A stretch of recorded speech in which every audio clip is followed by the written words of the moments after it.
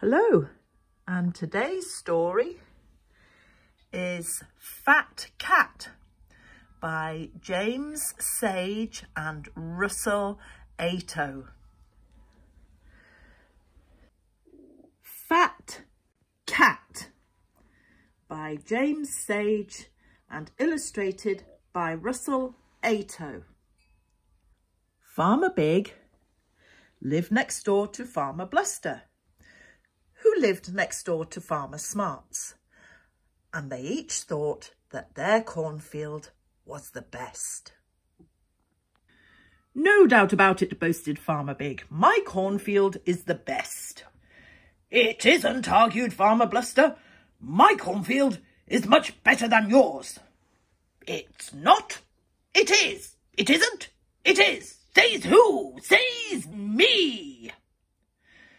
Now Farmer Smarts knew that his cornfield was really better than either of his neighbours, but he was much too modest to say so. It's Ginger Peachy, really. One day, much to the dismay of all three farmers, they discovered that mice had been eating the young corn.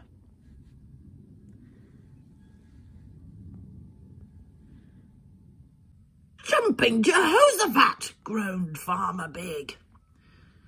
"Would you believe it?" moaned Farmer Bluster. "Dear, oh dear," mumbled Farmer Smarts.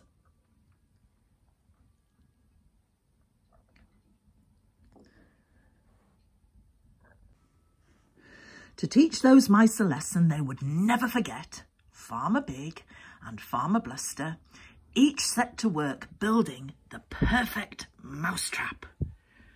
All it takes is a little brains.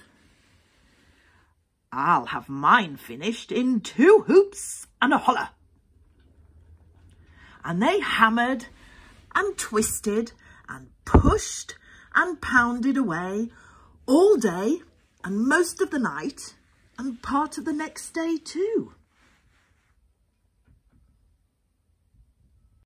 "By jingo, those mice will soon learn who's boss around here," bragged Farmer Big.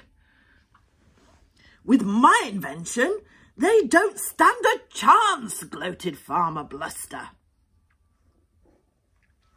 And when they had finished, they just couldn't help sneaking over to check each other's mousetrap. "A non-starter if ever I saw one," smirked Farmer Big. "He hasn't the foggiest," snickered Farmer Bluster.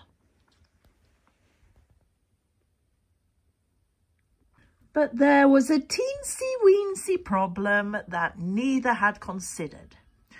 It seemed the mice weren't interested in either mousetrap. What a piece of junk! He calls that contraption a mousetrap. "Eat away, my hearties! Go for it!" The mice had better things to think about.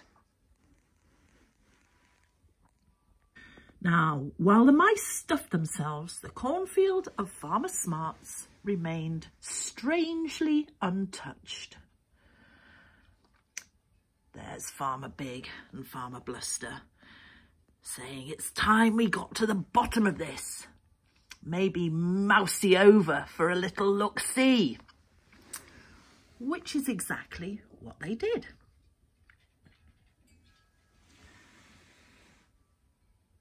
There they go. And it wasn't long before they discovered the real reason behind Farmer Smart's brilliant success at getting rid of the mice. What a fat cat!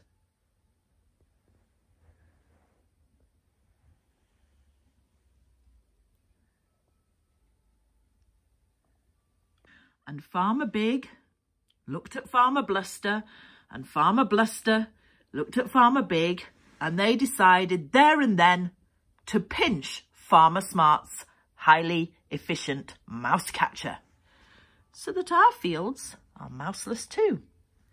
They left no stone unturned, yet Fat Cat was nowhere to be seen.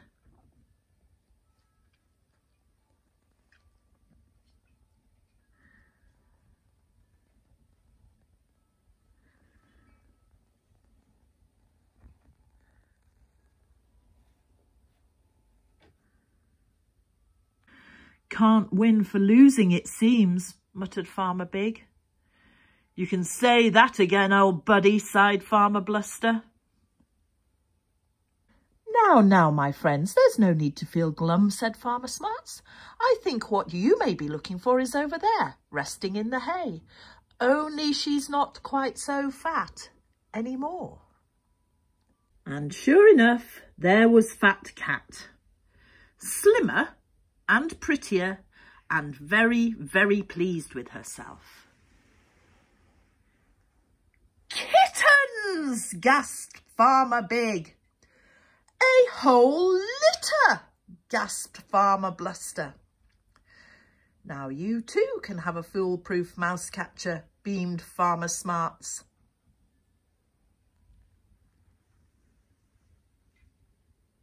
And once the kittens had grown into fat cats themselves, the fields of Farmer Big and Farmer Bluster were soon looking every bit as good as that of Farmer Smarts. That's Butterball, and that's Two-Ton Tessie.